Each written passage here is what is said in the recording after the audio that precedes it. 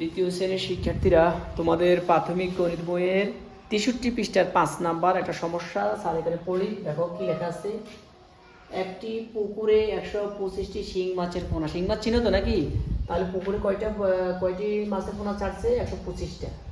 এবং 250টি মাগুর মাছের পোনা ছাড়া হলো। তাহলে 125টি হলো শিং মাছ আর 250টি হলো মাগুর মাছের পোনা পুকুরে ছাড়ছে বড় হওয়ার জন্য। কেমন?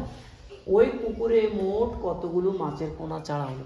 তাহলে দেখো, তোমাদের বাড়িতে পুকুর আছে না? আছে। হ্যাঁ, পুকুরে কিছু শিং মাছের পোনা এবং কিছু মাগুর মাছের পোনা ছাড়ছো। এখন শিং মাছের পোনা মনে করো তুমি 10টা ছাড়ছো, মাগুর মাছের পোনা মনে করো তুমি 15টা ছাড়ছো। এখন তোমাকে যদি জিজ্ঞেস করা হয় তুমি মোট কতগুলো মাছের পোনা পুকুরে ছাড়লে, তুমি কি করবা? তুমি নিশ্চয়ই শিং মাছ এবং মাগুর মাছের পোনাগুলো কি করবা? সংখ্যাগুলো একসাথ করবা, যে এইদিকে হলো 10টা, ওইদিকে হলো কত? 15টা। তাহলে 10-এর সাথে তুমি 15কে কি করবা? যোগ করবা।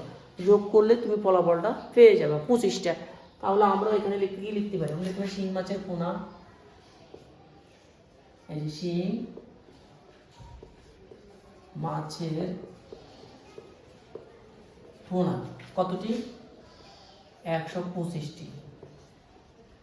এরপরে আসো আর কোন মাছ? মাগুর। তাহলে মাগুর মাছের পোনা কতটি? 250টি। তাহলে আমরা এখানে কি লিখতে পারি? মোট মাছের পোনা যোগ করো, 5-এর সাথে 0 যোগ করো 5, 5-এর সাথে 0 যোগ করলে কত হয়? 5 হয়। ঠিক আছে। এরপরে 5-এর সাথে তুমি 2 যোগ করো, 5-এর সাথে যোগ করলে 5 আর 2 কত? 6, 7। 6, 7। এরপর তুমি করো 6, 7। তারপর তুমি 2-এর সাথে 1 যোগ করো, 2 আর 1 কত? 3, 2 আর 1 3। তাহলে কতটি হলো? তো আমরা লিখতে পারি 375টি।